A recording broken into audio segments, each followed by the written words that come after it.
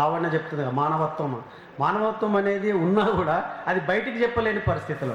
అంటే ఇప్పుడు ఒక అప్రకటితమైనటువంటి ఎమర్జెన్సీలో మనం బతుకుతా ఉన్నాం, ఈ దేశం బతుకుతా ఉన్నాం. ఈ దేశం ప్రజలు తన యొక్క ఒపీనియన్ని, రాజ్యాంగం ఏదో అంటారు కదా, మనం మాట్లాడే హక్కు ఉంది అని అంటుంది కదా రాజ్యాంగం, కానీ ఆ మాట్లాడే హక్కు ఎవరికి లేదు, ఇప్పుడు ఎవరికి లేదు. మాట్లాడడం అంటేనే రాజ్యానికి భయం వేస్తుంది. ఎవడైనా మాట్లాడుతుండు ప్రశ్నిస్తుండు అంటేనే వాడి మీద ఒక స్పెషల్ టాస్క్ ఫోర్స్ కానీ, స్పెషల్ ఇంటెలిజెన్స్ కానీ, లేకపోతే వాడిని ఫోన్ టాపింగ్ కానీ చేసి ఉన్నటువంటి ఈ సిచ్యువేషన్లో మనం బతుకుతూ ఉన్నాం.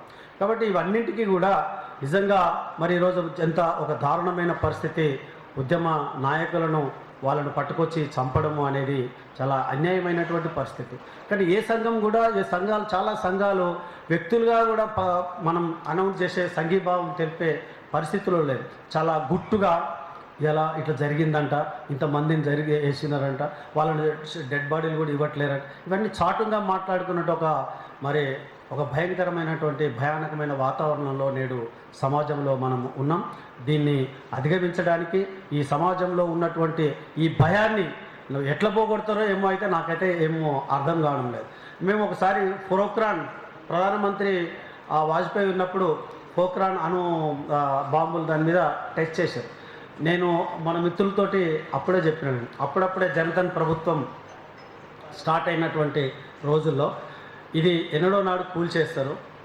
ఎందుకంటే వీడు ఈడ కూర్చొని ఎక్కడో దేశంలో యుద్ధం బాంబులు వేసి మానవాళిని చంపేస్తున్నారు, వాడి ఫోటోలన్నీ తీసుకొని వచ్చి వాడు చంపేస్తున్నారు. అంటే మనోళ్ళు ఎక్కడ దాచుకున్నా కూడా దీన్ని వీళ్ళు రిమోట్ కంట్రోల్ తోటి చేసేస్తారని నేను అప్పుడే ఊహించుకోవడం జరిగింది. నిజంగా ఇన్ని సంవత్సరాల తర్వాత అదే జరుగుతుంది, అదే దాన్ని ఇట్లా చేస్తూ ఉన్నది.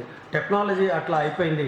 టెక్నాలజీ అనేది ఈరోజు వచ్చిన టెక్నాలజీ మానవాళి మరి బతకడానికి, వాళ్ళ యొక్క మానవ పురోత్పత్తిగా ఉండాల్సినటువంటి ఈ టెక్నాలజీని మనుషుల్ని చంపడానికి వాడుతూ ఉన్నారు. నిజంగా సైన్యం అంటే, సైన్యము ఒక దేశం నుంచి ఇంకొక దేశం మీద యుద్ధం చేయాలి. సైన్యం, మిలిటరీ అనేది ఒక దేశం నుంచి ఇంకొక దేశం మీద యుద్ధం చేయాలి. కానీ ఒక దేశం సైన్యము అదే దేశంలో ఉన్న ప్రజల మీద యుద్ధం చేసుడు అనేది రెండుసార్లే నాకు అర్థమైంది. ఒకటి మరి హైదరాబాద్ పోరాటం, స్వాతంత్ర పోరాటం సంస్థానం నుంచి పోరాటం జరిగినప్పుడు సెంట్రల్ ఫోర్స్ వచ్చి హైదరాబాద్ని ఆక్యుపై చేసుకున్నప్పుడు మిలిటరీ ద్వారానే, దాన్ని కాకపోతే పోలీస్ చర్య అని పేరు పెట్టుకున్నారు, కానీ అది మిలిటరీ చర్య. మిలిటరీనే తీసుకొని వచ్చి హైదరాబాద్ మీద ఆక్యుపై చేసుకోవడానికి చేసినటువంటి చర్య. ఇప్పుడు మనం కళ్ళారా చూస్తున్నాం, సైన్యం పోయి ఎక్కడ ఉన్నటువంటి మన దేశ పౌరులని, ఈ దేశంలో పుట్టిన పౌరులు వాళ్ళు అమాయకమైనటువంటి గిరిజన ప్రజల్ని చంపడం అనేది ఇది దారుణమైన విషయం. సైన్యం చంపడం అనేది చాలా దారుణం. దీన్ని తీవ్రంగా ఖండించాల్సిన అవసరం ఉంది. ఇలాంటి ఒక అప్రకటితమైనటువంటి ఎమర్జెన్సీలో మనము జీవనము కొనసాగిస్తున్నాం. ఇది చాలా కాలం ఉండకూడదని. అలాగే మరి రవీంద్రన్న గారు చాలా అద్భుతంగా వారి యొక్క అనుభవాలు, నేను కూడా ఇంగ్లీష్ పుస్తకం అయితే నేను చదవలేదు, అది ఇప్పుడే చూస్తున్నాను. తెలుగు పుస్తకము మేము చదవడం జరిగింది. చాలా సింగరేణి యొక్క తను చేసిన కాలంలో సికాసాలో ఆయన ఫౌండర్ సెక్రటరీ, సికాసాకి ఫౌండర్ సెక్రటరీగా రవీంద్రన్న గారు మరి ఉండడం, ఆయన యొక్క అనుభవాలు, ఆయన యొక్క చరిత్ర, దాన్ని సికాసా చరిత్రని, బొగ్గుగడ్డలో జరుగుతున్నటువంటి దోపిడీలను, ఇవన్నిటిని కూడా చాలా అద్భుతంగా వివరించారు. అది మాలాంటి వాళ్ళకు నిజంగా కూడా తెలియని పని అది తెలుసుకోవడం, ఈ పుస్తకం ద్వారా తెలుసుకోవడం జరిగింది.